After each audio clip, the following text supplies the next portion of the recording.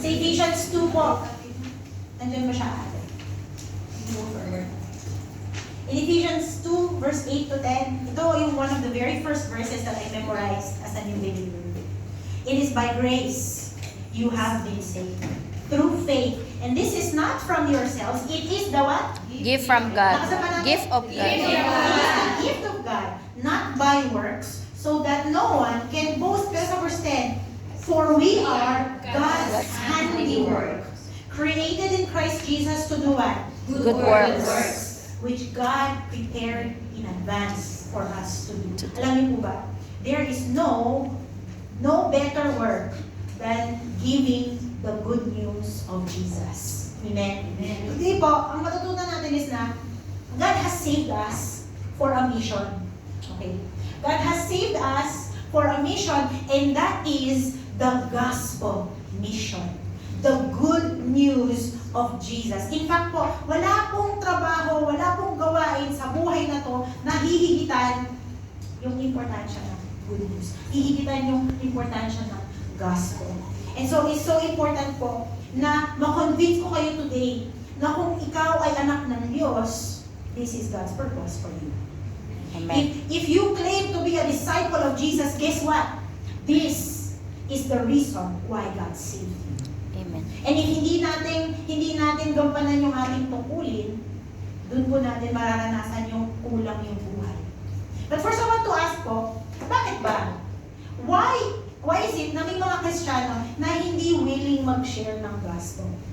Na instead na sabihan nila yung mga kaibigan nila, yung mga kamag-anak nila, ano lang, attend lang sila, pero yun lang, it's a private affair.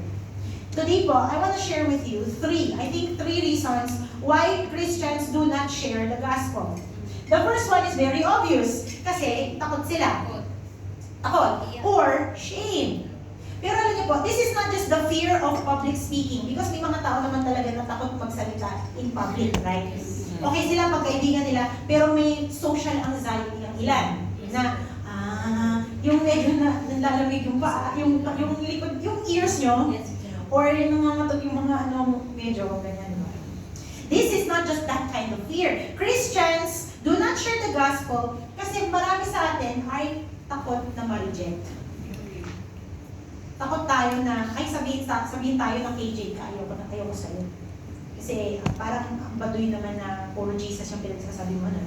This is also not just the fear of being rejected. This means na mas takot tayo sa tao kaysa sa Diyos. Kasi alam na natin na ito po yung purpose ng Panginoon. Ito yung kalooban ng Panginoon. And if we are not obeying, then inalabag natin yung kalooban ng Panginoon. Diba?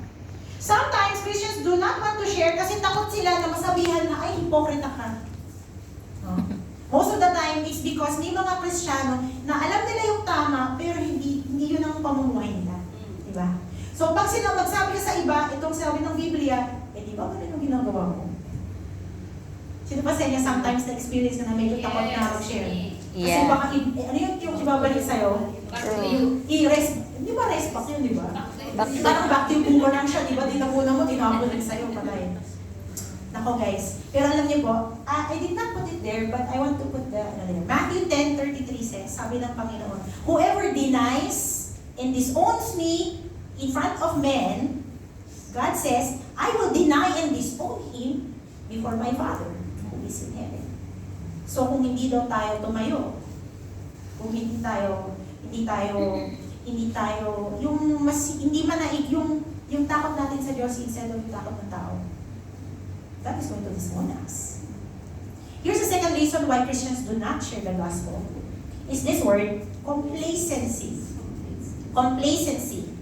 Alam niyo po, sharing our faith is like a muscle. Sino po sa inyo may muscle? Lahat po ng tao may muscle, okay? Sometimes, pag winter, medyo nagtatago siya, di ba? Ano pong nangyayari sa muscle pag hindi nag-exercise? Lumalaki. Nawawala ba yung muscle? Nagiging taba. Nawawala, nagiging taba. Yes. Alam niyo po, sharing our faith is like a muscle. Kapag hindi ka natututo, hindi ka nagtitrain, hindi ka nagpa-practice, ano mangyayari sa muscle? Mawawala, magiging fat. Yes. Alam niyo po, pero ang complacency is not just na kulang ka ng practice. Okay? Ang complacency is a lack of discipline in your life. Ang complacency is the opposite of commitment. Kaya hindi po natin masasabi na committed tayo kay Kristo kung complacent tayo na mag-share ng gospel. Sa Bible, ang tawag po sa complacency is spiritual lukewarmness. Ano yung ibig sabihin ng lukewarm? Ibig sabihin, hindi siya malamig, hindi rin siya mainit, lukewarm lang. Room temperature lang. Sino sa inyo mahilig? Nung pagpunta ko po ng Hong Kong, yun yung pinaka-ayaw ko eh. Kasi dito yung mga Chinese, gusto nila mainit yung tubig. Kasi ayaw nilang uminom ng malamig. Eh tayo sanay na sanay tayong malamig. Ay, hindi ako mahilig uminom ng tubig na room temperature lang. Kasi parang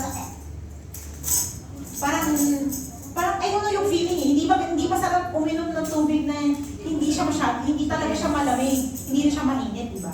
In the same way, alam niyo po ba, na ang Panginoon, ayaw rin niya pag ang mga Kristiyano ay lukewarm lang. Sabi po sa Revelation chapter 3, tignan niyo po yung kabila, ayan. Ay, wala. Balik kayo. Sabi po sa Revelation chapter 3, ang Panginoon, pag ikaw nakita ka niya na hindi ka mainit, hindi ka rin malamig, alam mo gagawin ng Panginoon? He's gonna spit you out. Can you imagine? That's a warning. That's why ang complacency po, hindi yan okay sa Panginoon. We are either dead or alive. Either mahal na mahal natin ang Panginoon, mainit ang ating pag-ibig sa Kanya, or hindi natin siya mahal. No in between. But the simplest reason why Christians do not share the gospel is unbelief. They do not share the good news kasi hindi talaga sila naniniwala in the value and in the power of Christ and the gospel. Okay? Ibig sabihin, at best, isip nila na yung pananampalataya nila is it's not worth sharing. Okay? And at worst, guys, and this is the worst, hindi tayo nagsha-share kasi actually, hindi tayo tunay na mananampalataya. Wow. Maganda ba yung options na yun? No. No. So guys, alam niyo po, if you look at the Bible, tingnan niyo yung mga stories of the people na na-heal ng Panginoon, yung mga stories ng mga tao na nakilala na si Kristo, na-realize nila, this is the Messiah. He is the Savior. Lahat po sila, yung blind man na pinagaling ng Panginoon, nalala niyo siya? Yes. Yung Samaritan woman dun sa well, di ba? Nung kinausap siya ni Kristo. Yung response nila is iisa. Nagsabi sila sa lahat. Kahit na sinasabi dun sa blind na people, talaga bang bulag ka noon? Pinagaling ako eh. Anong sasabihin ko? Hindi ako pinagaling? Pinagaling ako. Yung Samaritan woman, na dati, nagtatago siya guys, from yung mga kapitbahay niya, sa sobrang shame niya. Kasi apat na yung naging asawa niya, panlima pa siya. Ngayon, hindi siya makapagtimpi because she is so convinced, I have found the Messiah. Imagine nyo. So guys, kung wala tayong desire na mag-share ng gospel, di talaga bang naranasan natin si Kristo? Kilala ba natin si Kristo? Alam niyo po, while I was preparing for this, meron po akong nakitang sermon ni Charles Spurgeon. Si Charles Spurgeon po isang pastor, very sikat po. Nagpastor po siya noong 1800s. He said this, and nung binasa ko siya, medyo nadurog po yung puso ko. In fact, since wala yung nanay ko doon, umiyak na lang ako sa bahay ko. Nung nabasa ko to. Kasi feeling ko talaga, na talagang parang binato ko because of this. Sabi niya ito, every Christian here is either a missionary or an imposter. Imposter. You either try to spread abroad the kingdom of Christ or else you do not love Him at all. It cannot be that there is a high appreciation of Jesus and a totally silent tongue about Him. That man who says, I believe in Jesus, but does not think enough of Jesus ever to tell another person about Him by mouth, by pen, or a tract is an Is an impostor. imposter. Ibig sabihin, kung hindi natin sinishare ang gospel, we are not real believers.